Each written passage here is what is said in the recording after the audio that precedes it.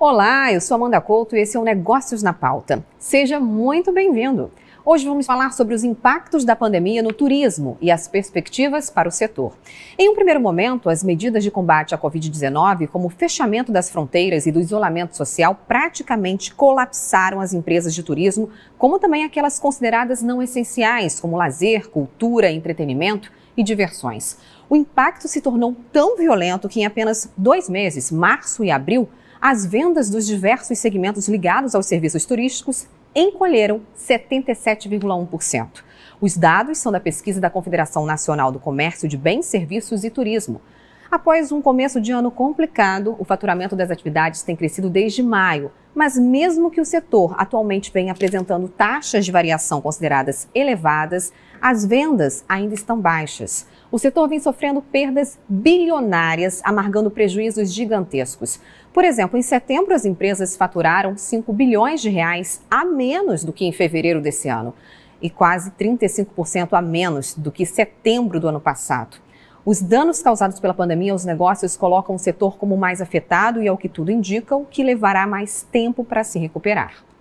De acordo com a Confederação Nacional do Comércio de Bens, Serviços e Turismo, a crise provocada pelo novo coronavírus fez com que o turismo perdesse quase 50 mil estabelecimentos, com vínculos empregatícios entre março e agosto desse ano. Todos os segmentos turísticos registraram saldos negativos nos últimos meses, com destaque para os serviços de alimentação fora de domicílio, como bares e restaurantes, e os de hospedagem em hotéis, pousadas e similares. Para a hotelaria foi um tsunami. Nós tivemos aí 75% da hotelaria do Brasil fecharam as suas portas ou saíram de operação. E 100% dos resorts do Brasil. E aqui em São Luís não foi muito diferente. Nós tivemos aqui no início de abril, de 44 hotéis, nós tivemos apenas 6 hotéis em funcionamento. O surto de Covid-19 afetou estabelecimentos de todos os portes, mas os que mais sofreram perdas foram os micro e pequenos negócios. A partir do dia 6 de março, nós passamos a não receber nenhum tipo de hóspede, Inclusive, os nossos funcionários também, eles foram dispensados de estar trabalhando com a gente. E nós continuamos normalmente o processo. A pousada, ela ficou parada durante os meses de março, abril, maio, junho.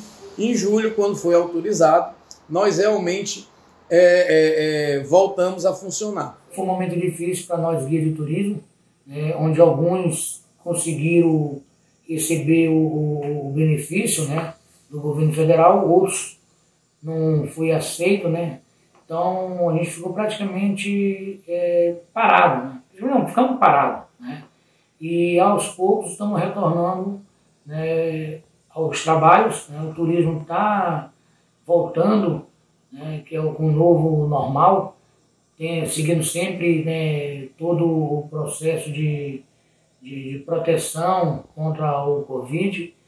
E aos poucos os visitantes estão viajando, vindo para São Luís. O coronavírus deixou o mundo mais fechado, impedindo que pessoas de várias nacionalidades entrassem em países estrangeiros. Uma recuperação lenta e gradual foi percebida com a flexibilização do isolamento social e a melhora dos índices de infectados pela Covid-19, o que resultou numa tendência do aumento do turismo interno, de curtas distâncias.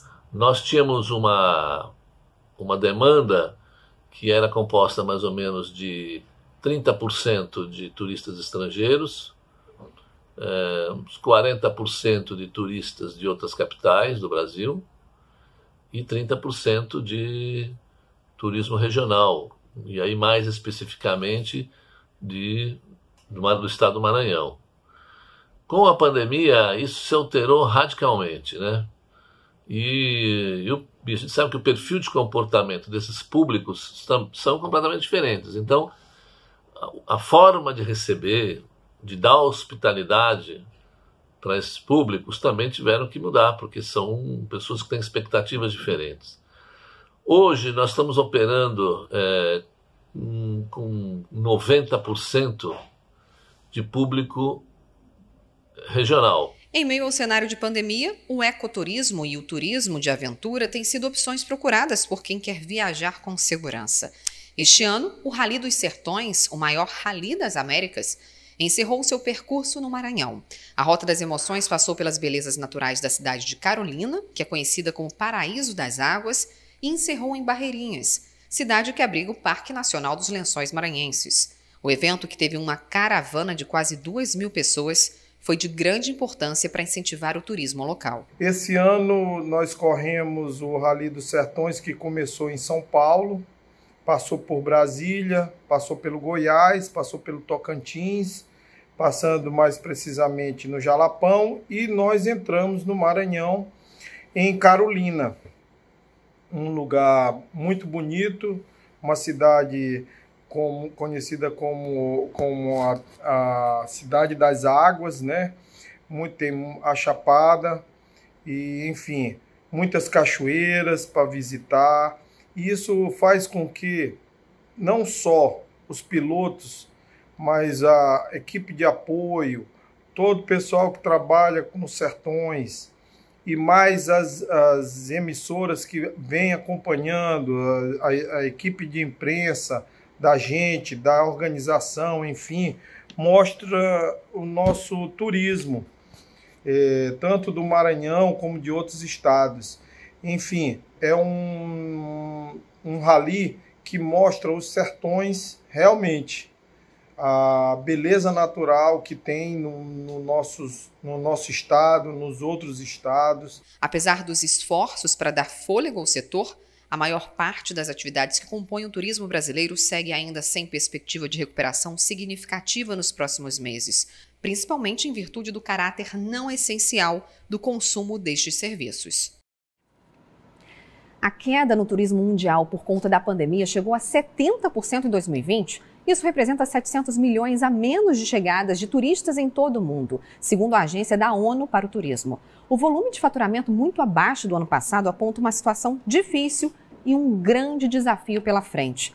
E é sobre esse desafio que a gente conversa agora no nosso estúdio. Mais uma vez, para aprofundar o tema, a gente conta com a participação imprescindível e super especial de Arthur Cabral, nosso consultor de conteúdo. Tudo bem, Arthur? Olá, Amanda. Boa noite.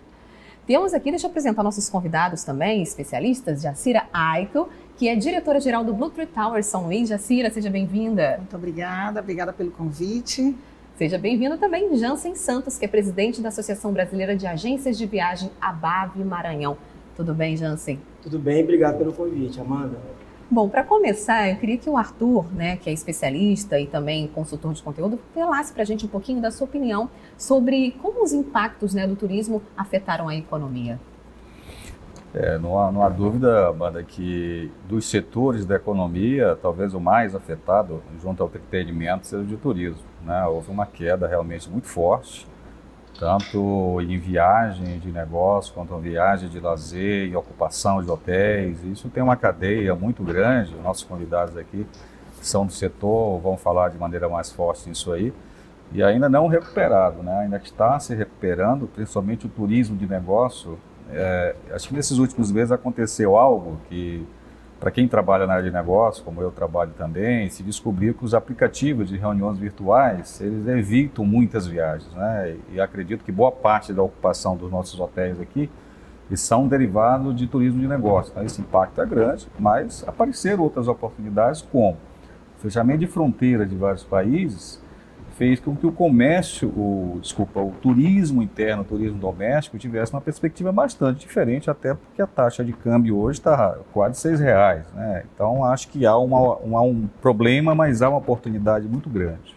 Com certeza, e a gente vai conversar melhor agora também sobre esse assunto com a Jacira e o Jansen. Jacira, a gente viu aí que a pandemia foi praticamente um tsunami para o setor de hotelaria. Mais 75% do setor aí teve as portas fechadas, muita gente quebrou nesse período mesmo. Queria que você analisasse como é que foi esse período para você.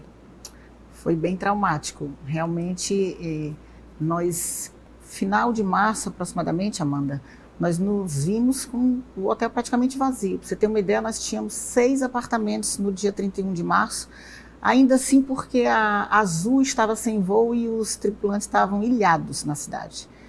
E só foi isso que me impediu de fechar o hotel antes. Mas a gente fechou no começo de abril, ficamos 120 dias com o Bluetree fechado, só reabrimos em agosto e assim muito inseguros, muito incertos, sem nenhuma perspectiva, né? Antigamente a gente começava os negócios já com o mês praticamente vendido, a diferença era muito pouca e foi baseado nisso que a gente foi adiando, esperando que tivessem reservas, né, nos canais de vendas online e essas reservas não vinham. Eu estava... com relação ao entretenimento, né, que o Bluetree ele investe bastante de entretenimento. Você acabou de falar uma... Acredito que seja uma parte bastante considerável do faturamento de vocês. Como é que ficou isso também, Jaci? Agora sim. Se você olhar antes, nosso hotel era um hotel de negócios. Como você falou, a gente fazia eventos, feiras, e isso traz a hospedagem, traz o A&B. E agora não tem mais isso, né? Descobriram realmente aí essa maneira de trabalhar online. Infelizmente para nós, né, que precisamos aí de hóspedes fazendo negócios. Por outro lado, teve sim essa oportunidade, Arthur.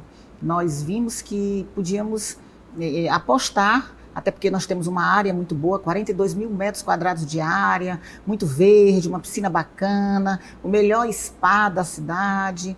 E a gente voltou pensando exatamente nisso. Tanto que se você olhar, antes a gente tinha o hotel praticamente vazio nos finais de semana e de segunda a sexta uma ocupação muito boa. Agora, o tipo de evento mudou, né? Mudou Antigamente tudo. Casamentos, grandes eventos, feiras, e agora tudo, é um hotel também tudo muito familiar. Proibido, ninguém mais casa, ninguém se casa só convida a família. E aí a partir de quinta, sexta-feira, graças a Deus, o hotel volta a ter vida e sempre com turistas internos. Aqui do estado do Maranhão, se olha as placas dos carros no estacionamento, é só São Luís, interior, muita família, muita criança. Bacana. E é nisso que a gente tem investido. Mas ficou um tempo ali de muita incerteza. Como é que vocês fizeram essa análise para conseguir se reinventar? Olha, na realidade nós nos preparamos durante toda a pandemia. Eu fazia reuniões de 3 horas com a minha equipe. Com a equipe de marketing, com a equipe comercial. Eu cheguei a vender o meu jantar do Dia dos Namorados, que a gente tinha sempre esse costume no hotel, mas eu lancei, mas não abri. E as pessoas não foram e a gente terminou não fazendo. Eu estava pronta, inclusive com todo o protocolo de saúde, com a parte de higienização, a rede Bluetree foi muito rápida, tanto para nos ajudar para a época da pandemia, para se preparar enquanto estávamos abertos, né? Como receber, porventura, algum hóspede que chegasse com suspeita. Tu não vai simplesmente mandar o hóspede voltar, né? Se ele está com febre, como é que a gente... Os procedimentos, vocês tiveram que aprender tudo. Aprender tudo novo, né? Até para o nosso colaborador, né, não tivesse nenhum contato com esse hóspede era que tinha que cuidar da arrumação do quarto, ele é que tinha que... A comida vinha, mas parava na porta, voltava, ele puxava o alimento para dentro para não ter contato com ninguém. Depois de 3 dias, ele saía, trocava de quarto, para que aquele quarto, depois de 24 horas, aberto, arejando, fosse limpo. Então, foi muito problemático. E depois foi muito rápida também para nos ajudar a mandar uma cartilha, como fazer para a gente voltar. Então, a gente estava pronto, sempre, esperando. E aí não se abriu em maio, não se abriu em junho, nem em julho. E foi dando aquele desespero. E uma coisa muito boa que a gente conseguiu, assim, com muita dificuldade, nós temos mais de 120 funcionários. Ninguém foi demitido. Né? Isso daí foi quase um milagre nesse tempo de pandemia, né? Foi uma coisa assim, foi muito difícil. Nós paramos de pagar todos os fornecedores, impostos. Agora que a gente está retomando isso aí, mas os nossos funcionários, a gente fez questão de não demitir ninguém. E graças a Deus, acho que o pior já passou, não vamos mais precisar. Se Deus quiser. Jansen, você, em relação a essa questão das agências de viagens, como é que você analisa e como é que vocês se prepararam, né, foram conduzindo essa pandemia durante esse tempo? Olha, foi bem difícil, né? A gente foi pego pela essa pandemia de surpresa, calça justa, saia justa, enfim, tudo. Mas eu creio que as agências de viagem que são associadas da ABAV, que é a Associação Brasileira de Agentes de Viagem, nós temos 27 presidentes nos estados, mais o Distrito Federal, e a nossa presidente, a Magda Nassar, que fica em São Paulo, comandando todos nós presidentes que ajudam nessa luta. Mas a ABAV, ela foi muito rápida, né? A Magda teve junto com todos os presidentes e os associados, e também outras associações do segmento de turismo, uma abertura muito grande, e principalmente no Distrito Federal, no governo federal, foi onde é que a gente conseguiu realmente algumas coisas, como esses decretos que foram criados pelo governo federal, que fez com que a gente tivesse um aporte dessa pandemia.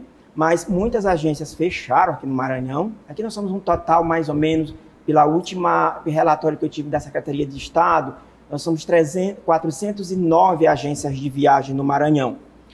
Dessas 400, algumas não funcionam porque são MEI, né? Só abre um negocinho, aí não deu certo, pensa que turismo é viajar e, de repente, não vai para frente. Mas nós temos as agências, grandes agências aqui em São Luís, que sofreram muito e ainda estão sofrendo, porque a gente perdeu uma receita incalculável no mundo, não só no Brasil e não só no Maranhão. Mas a gente teve uma dificuldade muito grande, vários negócios fechados, ninguém conseguia pagar aluguel, muitas pessoas não conseguiram se beneficiar de alguns decretos do governo, porque tinha ali as suas limitações, mas outros também. Mas a gente está começando a retomar, isso que a Jacira acaba de falar, mesmo a gente está investindo muito no país, o governo federal fez várias campanhas, tem várias campanhas do Ministério do Turismo, que eles pagam esses anúncios para a gente, está divulgando nas redes sociais, e o ministro do Turismo tem sido assim muito companheiro com a rede, com esse segmento turístico, que a gente tem assim um apoio dele. Ele acorda de madrugada realmente para atender os associados da ABAV, da BIH e outras entidades que fazem o turismo acontecer no nosso país. Tentar trazer uma tranquilidade, né, em meio a esse caos que a gente está vivendo aí, dessas perspectivas. Bom, a gente vai fazer agora uma pausa para um breve intervalo e volta na sequência com mais turismo na pauta dos negócios de hoje. Até já!